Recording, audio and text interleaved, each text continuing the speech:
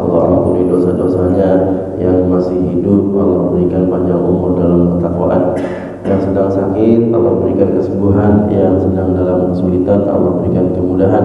Yang sedang menunggu pekerjaan, Allah berikan pekerjaan yang halalan thayyibah. Yang sedang menunggu jodoh, Allah pertemukan dengan jodoh yang saleh-salihah. Yang sedang menunggu anak atau cucu, Allah berikan kelancaran persalinannya, selamat ibu dan bayinya.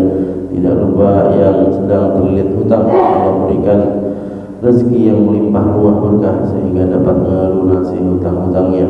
Al-Fatihah juga kita khususkan untuk saudara-saudara kita yang ada di Gaza, Palestina, Suriah, Yaman, Rohingya, Uighur dan lain sebagainya. Semoga yang wafat Allah terima sebagai syuhada, yang menjadi korban luka-luka Allah berikan kesembuhan yang sempurna. Yang sampai saat ini masih bertahan di pengungsian, Allah berikan ketabahan, kekuatan dan insyaallah kemenangan.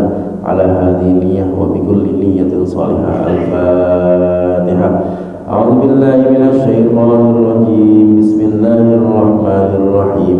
Alhamdulillahi rabbil alamin arrahmanir rahim maliki yaumiddin. Iyyaka na'budu wa iyyaka nasta'in. Ihdinas siratal mustaqim. Siratal ladzina an'amta 'alaihim ghairil maghdubi 'alaihim waladdallin. Amin. Bapak-bapak, Allah Subhanahu wa taala, kita lanjutkan pembacaan syarah dari kitab Asy-Syama'il Al-Muhammadiyah. Kita insyaallah masuk pada bab ma jaa fi sifati mizahi Rasulullah sallallahu alaihi wasallam. Bab yang menjelaskan tentang bercandanya Rasul. Kita ini kan suka bercanda, Pak ya. Hari-hari sering bercanda. Terus candaan kita ini kira-kira syar'i apa nggak syar'i? Ada yang keliru nggak nih kalau kita canda kira-kira gitu ya? Karena kalau kita mau mengamankan ya akhlak kita, kemudian mengecek apakah perilaku kita benar atau tidak, harusnya farudduhu ilallah wa rasulih, kembalikan kepada Allah dan Nabi, pada Rasulullah. Bagaimana beliau berdiri, bergerak, jalan, duduk, minum, makan, sampai urusan bercanda ya. Tapi ini babnya bercanda, Pak ya, bukan bersyanda. Bismillahirrahmanirrahim. An Anas ibn Malik qala inna an-nabiyya sallallahu alaihi wasallam qala lahu. Dari Anas bin Malik, Nabi Muhammad SAW berkata kepadanya, ya dzal uzunain, yang punya kuping. Bocah yang punya kuping gitu. Suka dipanggil begitu. Kenapa Rasul SAW manggil seperti itu? Ma'nahul khas wa tanbih ala husnil istima'. Maksudnya adalah ini anak waktu itu ya, Anas bin Malik masih usia sekitaran 10 tahunan. Tapi usia sekecil itu ketika ada majelis taklim, Nabi Muhammad ngasih pengajaran, kemudian menyampaikan wahyu, anak ini udah nyimak dengan serius ya. Kalau kita Pak, nih ukuran aja ya, ukuran anak-anak usia 10 tahun di zaman kita sekarang kira-kira udah bisa anteng apa belum di majelis taklim? Tergantung. Kalau didikan orang tuanya sudah dari usia 7, 8, 9 ditarbiyah ya, berusaha di normalkan tamyiznya ya, bisa membedakan mana baik mana buruk. Bahkan dari usia 5 tuh mana yang baik mana yang buruk terus dididik gitu, diajarkan. Makanya kalau saya pribadi Pak bicara parenting itu termasuk yang nggak setuju dengan madhab nggak boleh bilang jangan ke anak. Nah, itu saya nggak setuju. Karena di Al-Quran banyak kata jangan. Kenapa Al-Quran banyak kata jangan, kemudian datang psikologi barat misalnya atau ilmu parenting yang barat ya mengatakan nggak boleh bilang jangan. Kenapa? Gitu kan? Padahal di Al-Quran jelas-jelas wala taqul lahuma uff, jangan, ya kan? Berkata uff, nah itu ke orang tua. Wala taqrabuz zina, jangan terus banyak jangan. Gitu. Jadi ketika kita menganut mazhab nggak boleh bilang jangan, sehingga apapun perbuatan anak selalu nampaknya boleh, oke semuanya. Begitu nanti agak besar sedikit, dapat hal-hal yang tidak sesuai dengan keinginannya, atau ada teman yang tidak sepakat dengannya, dia langsung ngamuk-ngamuk. Pergi ke supermarket, minimarket, mau ini mau itu, ibunya tidak mengizinkan atau dilarang karena khawatir batuk, langsung viral kan kemarin video tuh yang anak kecil obrak-abrik minimarket itu. Kenapa? Karena dari kecil nggak pernah ada kata jangan. Nah, sebetulnya kata jangan itu kan kalau kita tarbiyah ke anak-anak usia 5, 6, nanti usia 7 tuh dia kemungkinan besar tuh udah bisa tamyiz normal, Pak. Jadi ketika nanti ke masjid udah bisa ditarbiyah, masjid tempat sholat ya, bukan tempat main. Nah, ini harus benar juga, Pak. Ini ada pro kontra. Pro kontranya begini. Nabi Muhammad SAW bersabda yang maknanya jauhkan anak-anak dari masjid. Maksudnya jangan sampai ramein, bikin gaduh. Anak-anak yang seperti apa? Anak-anak yang belum mumayyiz gitu. Jadi ketika dibilang tenang dia teriak, dibilang diem dia lompat. Itu yang belum boleh gitu. Tapi kemudian ada sebagian kita barangkali anak mah jangan dijauhin dari masjid, biarin aja main di masjid daripada di luar. Nah ini keliru juga. Jangan sampai karena mau mendekatkan anak ke masjid, ditarbiyahnya nggak apa-apa, biarin main di masjid daripada di luar. Tetap harus diluruskan. Namanya masjid bukan tempat main, tapi tempat sholat, tempat ibadah. Jadi yang tepat aja gitu. Nah, ketika anak kita dari kecil ya nggak kenal kata jangan, begitu ke masjid lari-larian, teriak-teriakan, kita bilang jangan berisik, dia bantah karena nggak ada kata jangan dari kecil. Dia nggak suka dengar kata jangan lompat, dia lari gitu. Jadi lama tuh proses tamyiznya gitu. Nah, kenapa begitu? Karena nggak dilatih aja sih ya. Kalau dilatih sih insya Allah bisa. Karena tadi mungkin menyerap atau menganut mazhab dilarang bilang jangan. Padahal Islam jelas banyak kata jangan, larangan. La tahasadu wa la tabaghadu wa la tanajashu. Rasul kan begitu. Hadisnya kan jelas la. Itu satu hadis la-nya banyak banget. Jangan. Nah, Anas bin Malik ini usia 10, Rasul ngedekin wahai bocah yang punya kuping, tapi maksudnya adalah ungkapan ini anak ya dari usia kecil begini udah cakep banget, nyimak ilmu di majelis sudah tertib gitu. Itu kalau kita ngelihat Pak anak SMP zaman sekarang udah kelas 1, kelas 2 sholat aja masih cengenges Pak, banyak gitu. Baru mau mulai sholat masih sek ya elah udah SMP gitu kan. Terlambat tamyiz. Nah, kemudian dijelaskan wa hadzal qaul min jumlatin muda'abatihi sallallahu alaihi wasallam wa latif akhlaqih. Ini candaan menunjukkan lembutnya akhlak Rasulullah sallallahu alaihi wasallam karena mau ya, li'anna Anasan radhiyallahu anhu kana saghiran umruhu 10 sinin, karena waktu itu Anas masih 10 tahun ya, khadiman li hadratihi sallallahu alaihi wasallam, sedang diamanahkan atau diserahkan oleh ibunya Ummu Sulaim ya kepada Rasulullah sallallahu alaihi wasallam. Ya Rasul, ini anak saya, silakan kalau buat melayani atau bantu-bantu di rumah dipersilakan gitu. Masih kecil kemudian melayani Rasulullah SAW waqifan fi khidmatihi sallallahu alaihi wasallam, famuzahuhu sallallahu alaihi wasallam ma'ahu likaunihi shaghira.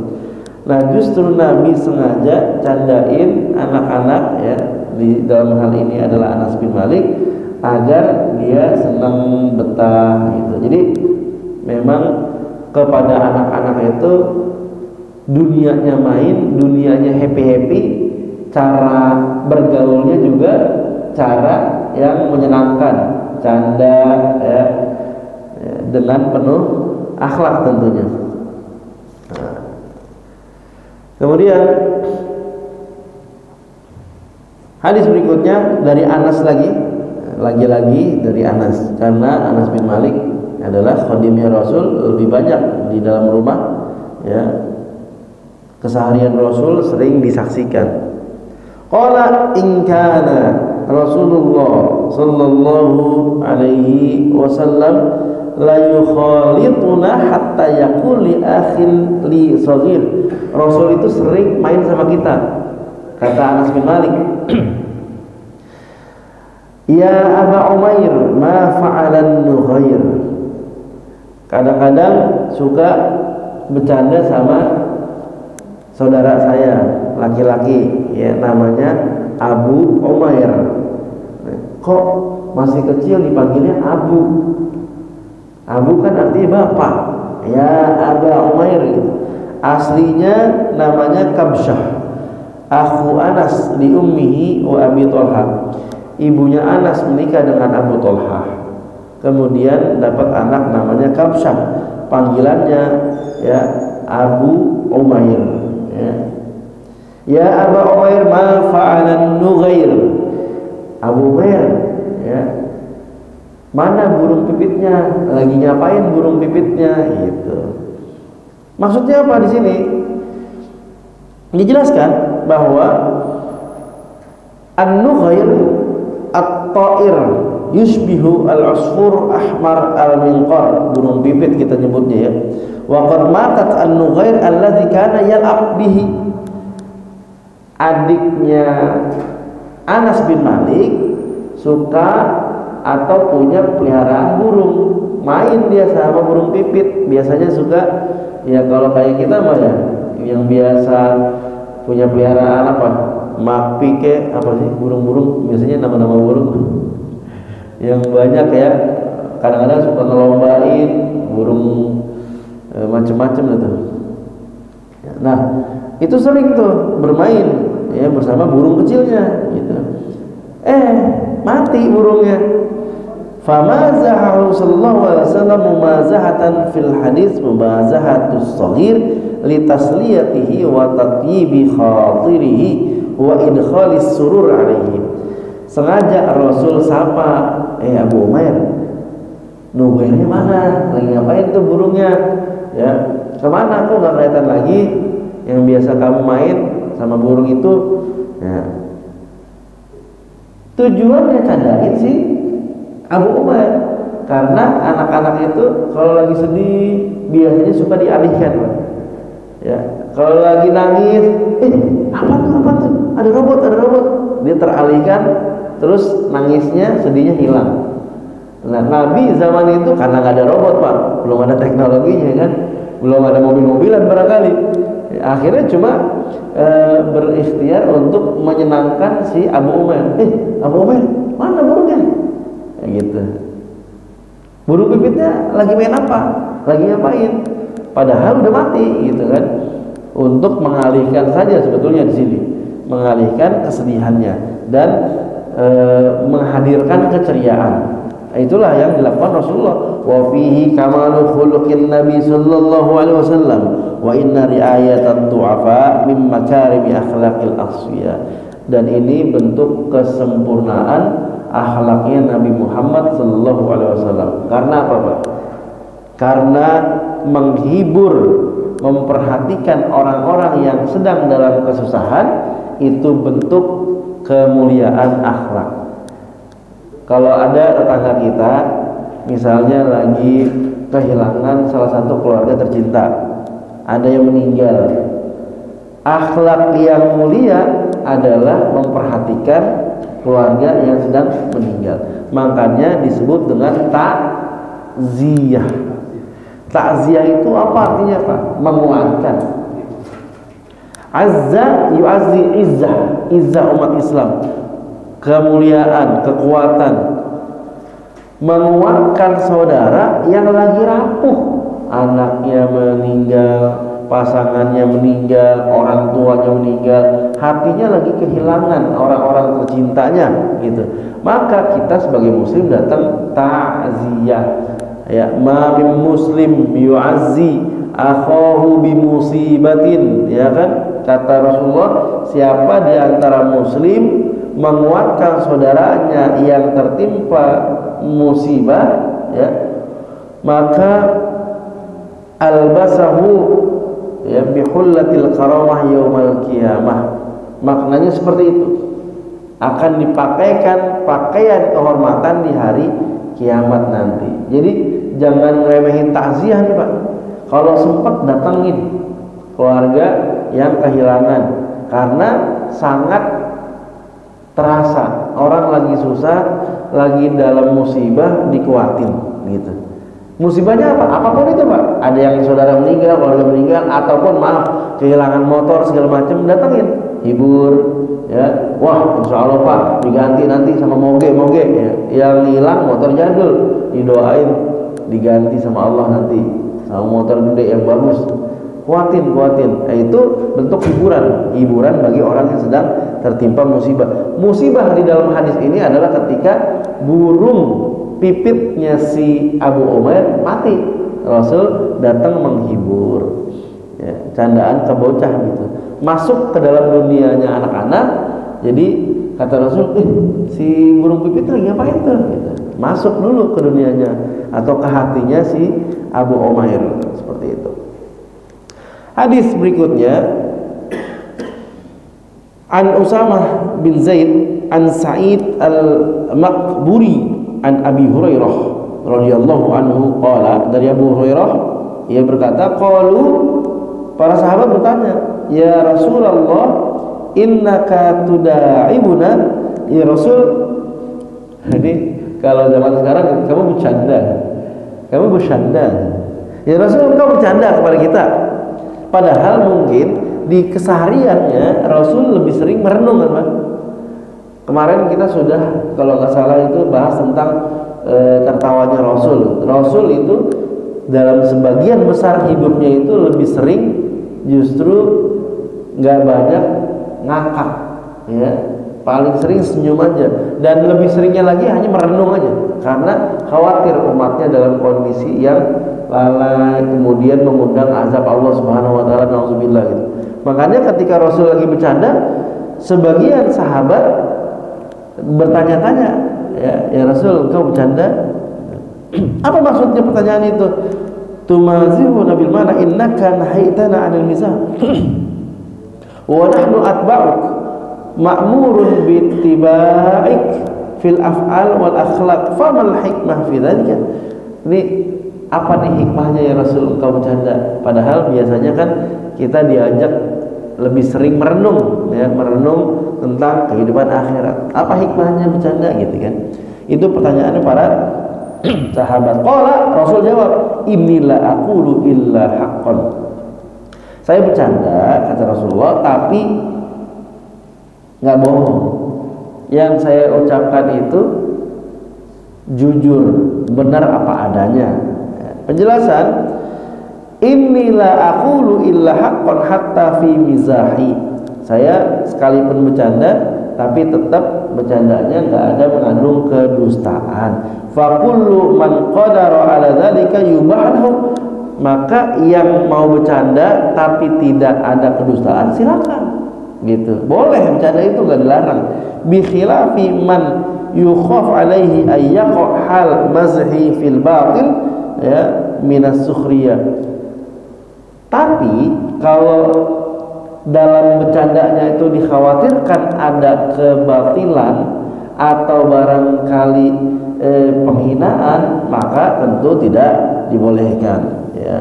Wa nahwu dzalik minal adza, atau menyakiti, wal kadzib, atau dusta, wa dhahik al mufrid al mujib li qasawatil qalbi, atau ngakak yang berlebihan yang membuat hati keras.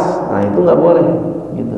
Kalau sekedar bercanda tapi sekedarnya, nggak sampai nyakitin, nggak sampai dusta, nggak sampai menghina, nggak sampai ada unsur-unsur yang membuat hati keras, maka dipersilahkan, boleh bercanda gitu. Hadis berikutnya, An Anas bin Malik anna rajulan istahmala Rasulullah sallallahu alaihi wasallam. Ada laki-laki ya, minta Rasul ngasih tunggangan. Ya. Ini minta di sini apakah dianggap minjem atau memang minta betulan itu, Pak. Saya kalau ada motor boleh dah saya pakai, misalnya begitu. Ya, kalau zaman kita kan sekarang gitu. Barangkali ada motor yang bisa kita pakai, Pak Maman, ya, atau mobil ada nggak? Minta tunggangan gitu kan kepada Rasulullah. Faqala inni hamiluka ala waladin naqah. Ya, pakai aja. Ya, silakan kendarai anak onta. Begitu. Dijelaskan arada bihi al-mubasatah lahu wal mulatafah ma'ahu bima asahu ayyakuna shifaan li balahihi ba'da dzalik. Rasul bercanda, ya pakai aja tuh anak onta, kata Rasulullah. Ya. Faqala ya Rasulullah, ma asna biwaladin naqah. Ya Rasul, saya ngendarain anak onta, emang bisa? Faqala wa hatalidul ibil illa nur. Kata Rasulullah, emangnya anak onta bisa ngelahirin kambing? Paham nggak? Paham? Udah nyambung belum? Kayaknya belum nyambung. Maksudnya gini, Pak Maman, saya ini dong mau ke Garut, ada nggak mobil yang bisa dipakai? Kata Pak Maman, tuh pakai anaknya Avanza. Ah, anak Avanza, emang bisa dikendarain? Kan masih kecil. Ya, namanya Avanza, punya anak ya Avanza juga. Ya gede-gede juga mobilnya. Nah, itu yang disampaikan Rasulullah kepada orang yang minta kendaraan. Tuh pakai anak onta. Kata dia, anak onta emang kuat, emang bisa? Kata Rasul, anak onta maksudnya udah gede. Ya onta kan beranaknya anaknya juga, anaknya onta, masa ya kambing gitu. Tapi beginilah candaan. Kadang-kadang ini nanti juga kita akan menemukan hadis yang ketika Rasul bercanda pun ada yang nggak nyambung. Yang ketika hadis nenek-nenek nangis itu nanti di akhir. Ini juga sama. Ada sahabat yang saat dicandain Rasul dia belum tak gitu. Karena dia nganggap bahwa lah anak onta emang bisa dikendarain. Padahal Rasul lagi bercanda, Pak. Ya. Maksudnya adalah onta ya ngelahirin apa Pak Uci? Onta juga. Kata Rasul tuh pakai anak onta. Maksudnya onta yang gede yang udah pada bisa dikendarain gitu. Nah, jadi itu bentuk candaan Rasulullah, nggak ada dusta, ada bohong nggak di situ? Dia minta kendaraan, minta tunggangan, kata Rasul pakai aja anak onta, bohong nggak? Nggak bohong, gitu. Nah, kata apa namanya? Pensyarahnya di sini, ya, wahasiluhu anna jami'al ibil waladun naqah. Semua onta dewasa ya berawal dari onta yang kecil gitu kan. Cuma kan dalam bahasa Arab beda nama gitu aja. Kalau kita kan onta dewasa, anak onta gitu kan. Gitu. Nah, saghiran kana au kabiran fa ka'annahu yaqul lahu tadabbarta fil kalam la arafta al maram, ya. Maksudnya begini, kalau kamu connect sama yang saya sampaikan, kamu pasti bakal paham saya lagi bercanda gitu. Makanya memang benar, Pak. Penelitian ya bahwa di antara tanda orang yang cerdas itu selera humornya tinggi. Bapak sebagian yang suka nonton stand up comedy, Pak. Ada nggak pernah nemuin lagi stand up dengerin siapalah komedian itu ya, komika yang lagi nyampein jokesnya, kemudian kita nggak ketawa, baru nanti tuh 2, 3 ketawa, karena mungkin tinggi tuh ya, cara atau bahasa candaannya mungkin tinggi. Begitu dia nyampein kita belum connect, pas kita sambil cerna 3 detik baru ketawa gitu. Nah, kadang juga begitu. Ini salah satu kejadiannya, Nabi nyampein itu nggak langsung dipahami oleh si sahabat yang diajak bicara. Nah, baru ketika Nabi sampein, emangnya anak onta lahir dari siapa? Dari onta-onta juga gitu. Nah, fafihi ma'al mubasatah lahu al-isyara ila irsyadihi wa irsyadi ghairihi bi annahu yambaghi liman sami'a qaulan ay yata'ammalahu. Nah, di sini maksudnya adalah maka bagi setiap orang ya hendaknya memperhatikan perkataan atau kalimat lawan bicara sehingga faham maksudnya ya. Qabla ayyubadira ila rabbihi. Sebelum apa? Sebelum dia membantah. Jadi kalau ada kita ngobrol sama orang, kemudian orang itu menyampaikan sebuah kalimat ya, ngejelasin, atau mungkin lagi ngobrol biasa, atau mungkin sedang berdebat misalnya, maka yang paling harus dilakukan oleh kita adalah amati dulu, cerna dulu dia maksudnya apa. Jadi kita paham ya. Apalagi dalam debat, Pak, salah memaknai ucapan lawan, salah merespon, itu pasti itu. Makanya dalam ujian itu fahmus soal ya nisful ijabah, memahami soal atau pertanyaan itu udah setengah jawaban. Karena kalau salah memahami soal ujian, pasti jawabannya salah. Itu kan trik ya. Fahmus soal nisful ijabah, memahami soal atau pertanyaan saat ujian udah setengah jawaban itu. Artinya dia bakal menjawab sesuai yang dia pahami, walaupun nggak textbook misalnya, nggak sesuai dengan teks buku, tapi dia paham, dia bikin bahasa sendiri. Kalau di Al-Azhar namanya takbir ya. Ayat Al-Quran, hadis Rasulullah, ayat Al-Quran terutama itu nggak bisa ditakbir, Pak. Kalau ada ujian tafsir ngelanjutin atau ujian tahfiz di Al-Azhar itu, ujian tahfiznya ada lisan, ada tulisan. Kalau lisan maju satu-satu ke dosen, ke syekh, setoran ya. Beliau misalnya cuma nyebutin pangkalnya atau akhirannya, kita nyebut lanjutannya gitu. Innallaha la yastahyi akmil, sempurnain, lanjut gitu. Ulaika humul zalimun. Uyang tuh kalau dikasih akhir. Ini zalimun yang mana gitu kan. Tulisan. Nah, begitu tulisan nggak bisa takbir, Pak. Surah apa? Soal ujian itu nomor 1. Titik tengah surat. Tengah ayat.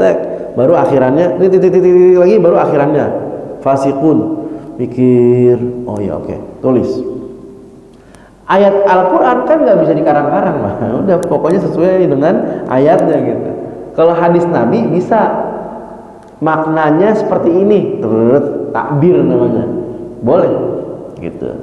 Nah, jadi kita itu penting ketika ada orang bicara, amati dulu maksudnya apa, tujuannya kemana, arahnya gimana, gitu. Nah ini isyarat ya, isyarat dari hadis tentang orang yang dikasih tunggangan anak onta. Maksudnya adalah Nabi candain dengan bahasa lain aja gitu. Kalau Bang Hadi motornya apa? Hah? Verza. Bang minjem motor bang, boleh dah pakai anak Verza. Anak Verza. Padahal lahirnya itu juga, gede juga motornya. Namanya aja doang kita canda-candain orang, anak Verza. Baik. An Anas bin Malik, ini banyak hadis dari Anas bin Malik.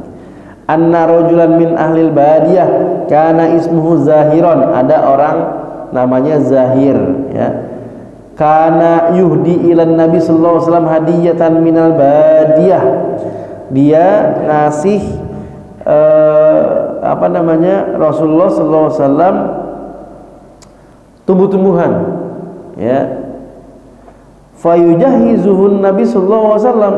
Kemudian Nabi nyiapin untuk ngasih balik ya, menghadiahkan kembali. Orang desa datang misalnya bawa bibit ya, pohon bonsai misalnya, bawa ke sini. Terus Nabi dikasih hadiah dari desa, Nabi nyiapin apa nih yang bisa dibawa dari kota ke desa gitu. Idza arada ayyakhruja faqala Nabi sallallahu alaihi wasallam inna zahiran badiyatuna wa nahnu hadiruhu ya, sesungguhnya ya kata Nabi nastafid minhu ma yastafid ar-rajul min badiyatihi min anwa'in nabatat fasara ka'annahu radhiyallahu anhu badiyatuh. Jadi ini bukan canda-canda yang biasa canda kayak kita, enggak. Nabi cuma bilang ini kan orang desa bawain kita nih, nah kita gantian bawain balik buat orang desa gitu doang. Tapi dengan gelagat, dengan perangai yang ceria ya, sambil canda-canda gitu. Ya candanya orang yang akhlak lembut ya, orang yang perangainya lembut ya memang begitu aja candanya gitu, nggak yang sampai ngakak-ngakak berlebihan gitu.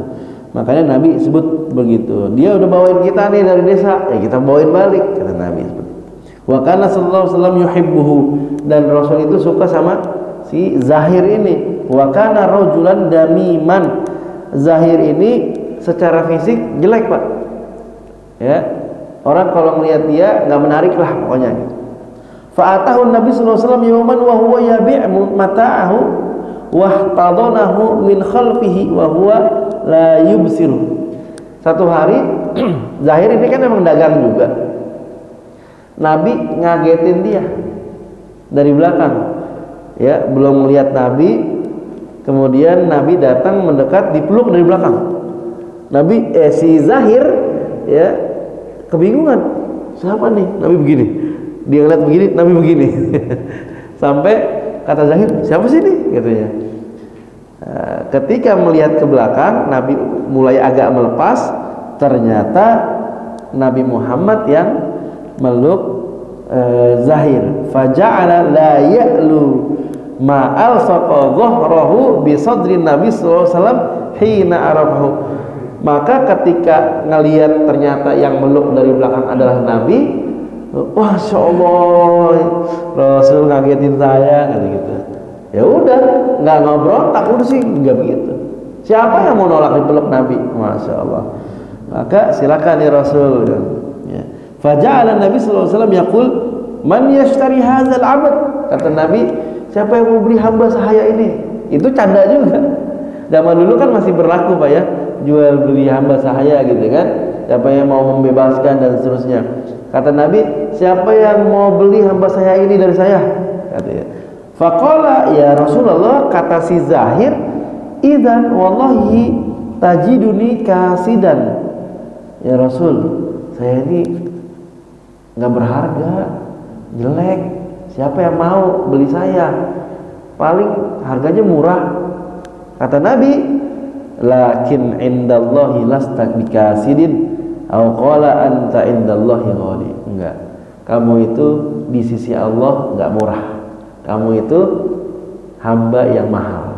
Nah, itu candaannya Nabi. Wah, kata siapa ente murah? Enggak, ente mahal di sisi Allah. Nah, itu candaannya Nabi, Pak. Jadi enggak ada mengandung dusta gitu. Bahkan menghibur banget gitu. Nah ini sebetulnya gift ya Pak. Gift itu apa? Anugerah. Nggak semua orang itu dikasih anugerah bisa nyenengin orang, ya mudah mengucapkan kalimat-kalimat yang bikin orang jadi seneng gitu. Nggak semua tuh, kecuali yang memang ada karakter-karakter dasarnya memang baik, atau mungkin dilatih dari masa kecilnya. Nah itu sangat berpengaruh Pak dengan parenting ya. Kalau dari kecilnya anak kita biasa dibentak, diteriakin, dia nggak bakal tumbuh jadi anak yang lembut. Tapi kalau dari kecilnya biasa dipuji, main sama anak juga happy, sayangnya terasa, meluknya juga nempel, skin to skin, itu pasti anaknya bakal tumbuh jadi anak-anak yang lembut, yang perangainya bagus, kalau ngomong enakin gitu. Kenapa mungkin ada karakter anak-anak, remaja atau pemuda-pemudi itu yang ketus, jutek, pahit kalau ngomong? Karena mungkin dulu dapetnya sering begitu. Orang tuanya kalau lagi ngomel semua disebut, ya kebun binatang dibawa-bawa, ya ke bawah ada. Ya, ini Rasul sallallahu alaihi wasallam nampak betul hasil didikan orang tuanya, hasil didikan pamannya, hasil didikan kakeknya. Karena Abu Thalib kan terkenal lembut, penyayang.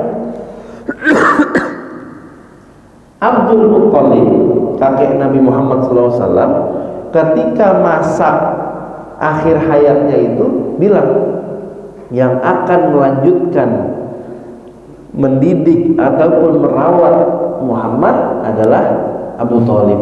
Karena Abdul Muttalib paham di antara anak-anaknya yang paling penyayang, perhatian, lembut Abu Thalib, paman Nabi. Karena paman yang lainnya berbeda Pak, malah justru musuhin Nabi. Siapa Pak? Tabbat yada Abi Lahab wa tab. Abu Lahab ya, beda ya, beda banget itu.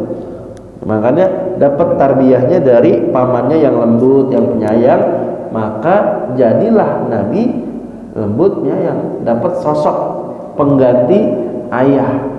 Dan dalam parenting kan juga begitu. Kalau ada anak yatim, ya maka hadirkan ayah sosoknya, tapi ya, yatim ayahnya meninggal, maka sosok keayahannya harus ditutupi atau ditambal dengan kakek atau pamannya. Itu yang didapatkan Rasulullah SAW. Kemudian Anil Hasan, ini Hasan Al-Basri, atat ajuz ilan Nabi Sallallahu Alaihi Wasallam. Datang nenek-nenek. Nah ini yang udah sangat viral nih dari zaman kita dulu kecil, bapak-bapak kecil juga udah sering dengar gitu. Sampai sekarang bapak-bapak udah kakek-kakek kali ya udah sering dengar lah cerita ini. Datang seorang nenek-nenek kepada Nabi Muhammad SAW. Faqalat ya Rasulullah, ud'ullah ayyudkhilani al-jannah. Ya Rasul, doain saya dong masuk surga. Faqal, kata Nabi, ya umma fulan, ya nek, innal jannata la tadkhuluha ajuz. Surga mah nggak ada nenek-nenek di dalamnya, kata Nabi. Qala fawallat tabki. Langsung nenek-nenek itu pergi nangis-nangis, ya baper dia. Nggak ada nenek-nenek di surga. Saya nggak masuk surga dong, nangis sejadi-jadinya. Faqala, nah ini bentuk Nabi memahami bahwa si nenek nggak paham candaan Nabi ini. Akhbiruha, kata Nabi kepada para sahabat, Pak, tolong Pak, itu si nenek kayaknya nggak paham dah. Tolong kasih tahu. Annaha la tadkhuluha wa hiya ajuz. Tolong kasih tahu itu si nenek nanti masuk surga bukan dalam keadaan nenek-nenek. Gitu ya. Innallaha ta'ala yaqul inna ansha'nahunna insya'a faj'alnahunna abkara uruban atraban. Jadi tolong ingetin si nenek bahwa tentang ayat ini. Sesungguhnya kami menciptakan kalian ya dari ciptaan yang memang awal bertahap gitu kan. Faja'alnahunna, kemudian kami jadikan mereka perawan lagi gitu ya. Uruban atroba, bahkan apa lebih cantik dibandingkan selama di dunia gitu. Nah, atroba apa? Mustawiyat sin banat salasin sanah ya. Atroba itu kisaran 30-an umurnya. Kalau si nenek sekarang minta ke saya atau nanya ke saya, dia usia 60-70, saya bilang kata Nabi, di surga nanti kalau si nenek masuk surga itu nggak bakal usia 60-70, balik lagi ke usia 30-an, di saat ya usia matang-matangnya perempuan. Lagi ibaratnya kalau usia dunia lagi cakep-cakepnya dah gitu. Jadi nggak bakal tuh masuk surga dalam keadaan keriput. Si nenek kagak paham tuh, lupa kali ya tentang ayat yang menjelaskan hal tersebut. Nangis pulang baper gitu. Kata Nabi, ya si nenek kagak paham. Tolong ya kasih paham ya biar kagak sedih dia. Akhirnya dikasih pengertian oleh para sahabat. Bukan begitu kata Nabi. Ya, nanti nenek gak bakal tua begini masuk surga jadi perawan lagi. Oh begitu? Iya. Wah senang dah langsung. Oh alhamdulillah kalau begitu. Ya, balik lagi ke Nabi dah tuh. Ya Nabi maafin tadi salah paham. Jadi penjelasan di sini ya, anna nisa'al jannah kullahunna ansha'ahunallahu khalqan akhara yunasibul baqa wad dawam wa dzalika yastalzimu kamalal khuluq wa tawaffurul quwa al badaniyah wa intifa'a sifatin naqs waz zawal anhu. Jadi nanti perempuan-perempuan, wanita-wanita surga akan Allah jadikan sebagaimana dulu waktu di dunianya dia dalam keadaan fit, seger, bugar ya, kalau dulu keriput kencang lagi kulitnya, bahkan jauh lebih baik kondisinya ketika di surga gitu. Ini yang dapat kita baca dari bab candanya Rasulullah Sallallahu Alaihi Wasallam. Wallahu a'lam bissawab. Ada yang mau ditanyakan? Silakan. Apa? Apa? Enggak. Oh, wajahnya sama apa enggak? Ya. Setiap kita akan dibangkitkan sebagaimana kita. Tapi maksudnya lebih baik daripada kita yang di dunia adalah dengan kita begini. Untuk urusan surga itu sebetulnya ada kaidah, bukan kaidah ya, prinsip lah ya, kita mala ainun ra'at wala uzunun sami'at, mata nggak pernah melihat, kuping juga nggak pernah ngedenger. Jadi kalau kita sama nggak ya kayak di dunia gitu, kita lihat bahwa di dunia sebegini dulu, nanti ketika di akhirat sama apa lebih cantik. Di sini disebutkan lebih bagus pokoknya perawakannya. Tapi apakah betul-betul plek ketiplek seperti di dunia? Misalnya Pak Uci di sini, oh alisnya begitu, kumisnya begitu. Nanti ketika dibangkitkan, apakah ada bentuk yang sama persis begitu atau lebih baik? Di sini disebutkan lebih baik. Ya, kalau versi perempuan dikembalikan muda lagi, ya lebih kencang lagi, ibaratnya lebih lebih menarik perhatian. Artinya kan lebih baik. Tapi apakah sama persis? Wallahu a'lam, karena kehidupan surga belum kita saksikan secara mata. Versi baiknya Allah bisa Allah jadikan sekinclong buatan AI. AI kan bisa mirip banget kayak Ronaldo misalnya, bisa kan gitu. Apakah bahkan jauh lebih baik? Ya, pastinya kita husnuzon billah, berprasangka baik kepada Allah lebih baik dibandingkan kita yang saat ini gitu. Wallahu a'lam. Ada lagi? Iya. Saya kan suka bercanda nih. Bercanda sama teman saya pas buka kopi terus awalnya udah mulai kotak. agak tua kan. Iya. Terus saya memang gini, orang botak di depan itu orang yang berpikir kalau botak di belakang itu orang pintar. Kalau botak di depan belakang dia pikir dia pintar. Tahu itu kan kita juga nggak juga orang juga. Tapi itu kan nggak ada niat bohong. Artinya begini, mungkin saja gitu, mungkin saja orang yang begini ya suka berpikir orang yang belakang orang pinter ya. Kalau botak semuanya dia pikir dia pinter. Nggak ada kan, nggak ada kalimat dusta di situ. Ya, nggak ada kan. Orang pikir dia pinter kan, nggak ada ini. Harus lihat situasinya. Contoh ini ya, contoh nih yang candaan dusta. Bang Jihad udah lama gak ketemu ya kita ya, udah 12 tahun nih misalnya gitu. Udah berkumis berjenggot aja bang, makin tua nih, kita masih 17 gitu. Itu dusta tuh. Iya bang, orang 37 ibaratnya gitu ya misalnya ya, ngaku 17 misalnya gitu. Iya. Kalau lagi pemilihan RT kemarin misalnya, PRT nyalonin, iya, umurnya berapa?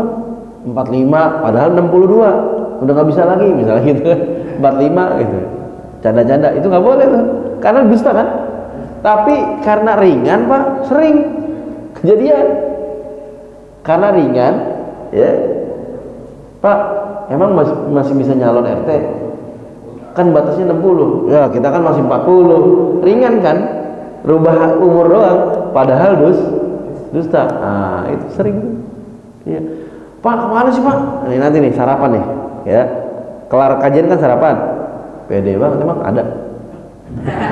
Udah beli katanya. Pas sarapan kan ada yang pulang nih. Kata Ustaz Saiful, Pak kemana pak? Syuting. Padahal nggak syuting. Ringan kan? Diucap tapi dusta. Nabi bukan begitu karakter candanya, ya, tapi nggak mengandung dusta. Canda aja tapi nggak dusta gitu. Bahkan untuk sama perempuan tuh pak yang umur udah ada bapak ya umurnya masih muda. Wah, dibiar bilang-bilangin gitu. Iya, ngelabung-labuin gitu kan. Ada lagi pak tentang candaan? Ya kita bisa lah pak ya, bisa mengkondisikan canda itu nggak mengandung dusta lah, ya dikontrol aja paling, kontrol. Ya. Boleh kalau dusta sama istri, sambil canda, sambil gombal-gombalan boleh nggak? Boleh, kalau itu boleh. Termasuk dusta yang boleh.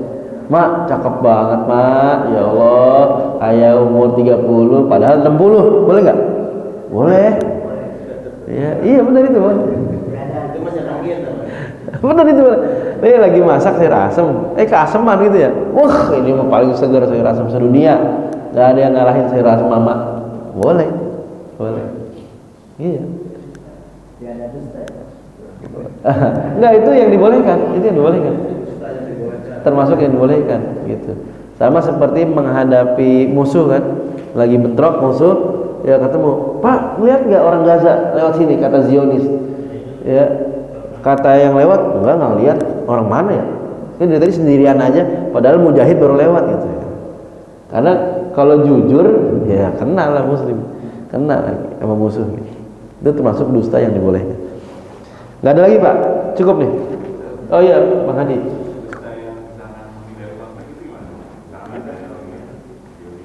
Oh iya boleh. Contohnya Pak Haji Aceh musuhan sama Pak Haji Maman. Contoh, bener nggak? Nggak kan? Ini contoh doang, contoh. Lagi musuhan, tiba-tiba Bang Hadi lagi musim rambutan kan, di pinggir mana-mana luber rambutan. 2 ikat 10.000, betulan modal 10.000, 2 ikat.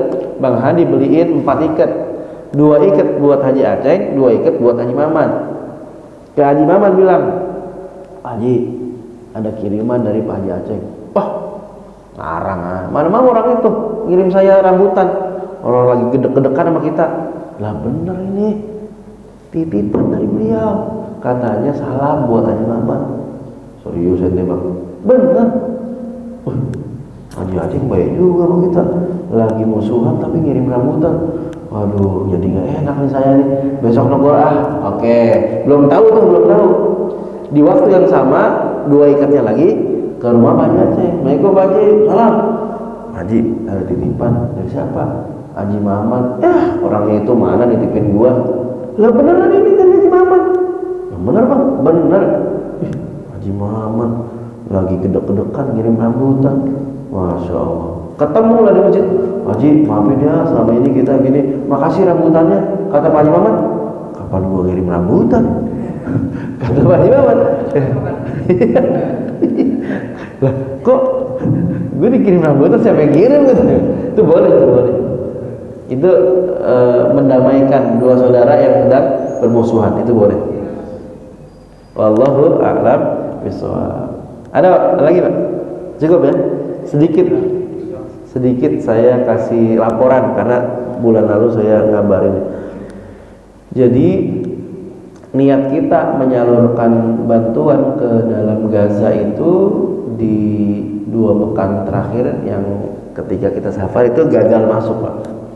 Karena saat itu belum ada, mungkin sampai sekarang juga dibatasin. Saat itu belum ada manusia yang diizinkan masuk kecuali 200 dokter. Hanya dokter, dan itu hanya 200 dan hanya boleh daftar melalui organisasi internasional. Jadi kalau ada IDI, Ikatan Dokter Indonesia, mengirimkan 50 dokter misalnya, daftarnya ke KBRI, kemudian KBRI memberangkatkan, nggak bisa. IDI harus daftar ke WHO, baru WHO yang, kalau kita menilainya ini mah emang betul-betul dibikin mati pelan-pelan aja udah. Ya. Yang boleh diizinkan hanya bantuan gandum, makanan gitu ya, sayur-sayuran, buah-buahan, obat-obatan. Itu juga truk yang masuk sama driver sama asistennya. Setelah itu mereka balik lagi manusianya. Yang di drop cuma makanan, bahan obat-obatan dan lain sebagainya. Beritanya 800, realitanya kadang 600, kadang 400, kadang 500. Jadi iya, jadi diberitakan sehari 800 enggak. Iya. Kemudian diberitakan sekian ratus ribu tenda-tenda darurat, padahal masih mangkrak di perbatasan gitu. Jadi memang seperti itu. Kami sudah berusaha mendatangi KBRI, menyampaikan niat baik kami, karena tujuan intinya kalau seperti relawan kami ini cuma mau nengokin program yang selama ini berjalan. Kan ada markas tahfiz, bikin kayak rumah Quran darurat gitu kan, ada misalnya kayak bantuan makanan hangat gitu atau sembako gitu. Kita cuma pengen ketemu doang kan sama santri-santri tahfiz di Gaza gitu kan. Karena beda Pak ketika cuma sekedar makanan yang datang sama kita saudara se-Islam se-iman di Indonesia dimanapun itu datang, tuh beda rasa, merasa dipeluk gitu kan, ada mewakili langsung gitu. Itu nggak bisa. Kita udah lobby macam-macam lah bahasanya. Kata KBRI, ya Pak, semuanya juga sama. NGO datang ke sini udah kagak kehitung kali katanya. Udah banyak yang datang dan semuanya sama, pengen neokin warga Gaza, mumpung lagi gencatan-gencatan. Tapi masalahnya perang kali ini berbeda. Setahun lebih, bayangin Pak. Ini aja gencatan senjata aja masih ada yang dibunuh-bunuhin, ada bom masih dijatuhkan gitu. Amerika ngirim berapa ton itu kemarin, kan begitu masih. Saya 2-3 hari baru nyampe Mesir, Trump bikin berita kontroversi, ya warga Gaza mau dipindahin ke Mesir sama Jordania. Kan konyol banget itu, udah kayak mindahin namanya. Kan orang-orang Mesir itu masyarakatnya pada ketawa-ketawa, ente ngapain mau masuk ke Gaza ente? Orang pada mau dipindahin sama si Trump katanya. Candain kita begitu. Saya bilang aduh kacau emang. Kenapa nggak orang Israel aja yang pindah ke Alaska gitu, ke Amerika? Kan gitu, Pak. Kenapa orang Palestina yang suruh pindah gitu? Jadi akhirnya kami berfokus di pengungsi-pengungsi sekitar Kairo, Zaghazi gitu. Ada korban luka yang dirawat di rumah sakit, kita jenguk-jengukin, kasih bantuan uang tunai. Kemudian ada korban luka yang recovery ya, masih pakai kursi roda segala macam, ada yang mungkin pakai tongkat, yang berkenan dikumpulkan di satu tempat, kemudian santunan, kasih makan bareng-bareng. Jadi nengokin itu aja. Sekolah darurat, ada sekolah di Mesir, kemudian paginya orang Mesir, siangnya dipersilakan untuk pengungsi Palestina, Gaza khususnya gitu. Lalu ada mahasiswa, mahasiswi, ada orang-orang masyarakat sipil yang di kota berbeda, kehidupan berat, nyari kerjaan nggak semudah di Kairo, akhirnya kita kunjungin ke sana gitu. Jadi berfokus pada pengungsi yang ada di Mesir, itu pun udah banyak, udah 200.000 lebih pengungsinya gitu. Jadi itu aja yang kemarin bisa kita lakukan. Kalau nggak tembus ke dalam berarti ke pengungsian gitu, memang lagi berat-beratnya. Itu yang dapat saya sampaikan, sedikit laporannya, dan mohon maaf ini karena bukan rihlah jadi kagak bawa oleh-oleh. Itu barangkali ya Pak, mudah-mudahan bermanfaat. Kita tutup dengan surat Al-Asr dan kafaratul majlis. Bismillahirrahmanirrahim. Wal 'asr innal insana lafi khusr illal ladzina amanu wa 'amilus solihati wa tawasaw bil haqqi wa tawasaw bis sabr. Subhanakallahumma wa bihamdika asyhadu an la ilaha illa anta astaghfiruka wa atubu ilaik. Assalamualaikum warahmatullahi wabarakatuh.